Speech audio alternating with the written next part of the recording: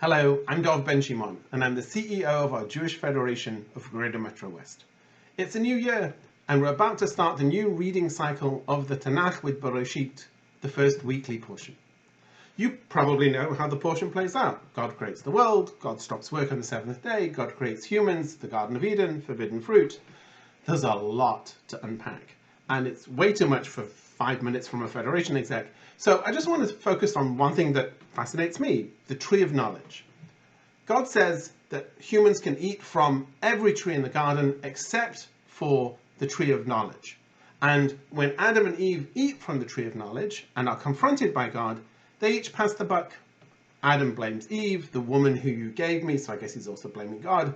Eve blames the serpent, Hisiani, he duped me. There's a lot of denying personal responsibility here, which on one hand feels unfair, because why even plant the trees in the garden if you don't want people to pick from them?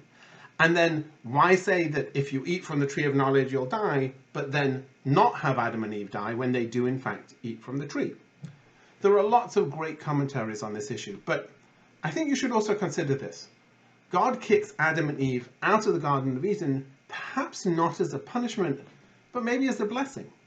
If Adam and Eve think that they will never die, how are they ever going to truly live? If you have eternity, then what's the urgency for anything? Sometimes we're so focused on outlasting death in our own gardens of Eden that we make irresponsible choices in life. We try to buy immortality through our things and our stuff.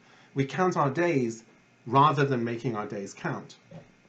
We just observed Yom Kippur, which most of us see as a kind of dress rehearsal for our own deaths. And I know it's a bit morbid, but that's kind of the point, that thinking about your death can bring you much closer to experiencing life. In the words of Rabbi Angela Buchdahl, it compels us to squeeze out every bit of life out of every day that we have. Yom Kippur was meant to perform that same function. There's a quote from Sartre's The Wall where the guy's about to be executed and he says, "I lived as if I had forever." And the point of Yom Kippur, and I would say the point of the Tree of Life story from the Garden of Eden, is to remind you as forcefully as possible that you don't have forever. Rabbi David Wolpe speaks of how we all live with a gun to our head and no one knows when it's going to go off. So all of this is to say, embrace life. How will you fill every moment of every day if you truly knew that you'll never get that moment back once it's passed? Once it's gone forever. Make this day count. It's your responsibility. Shabbat Shalom from New Jersey.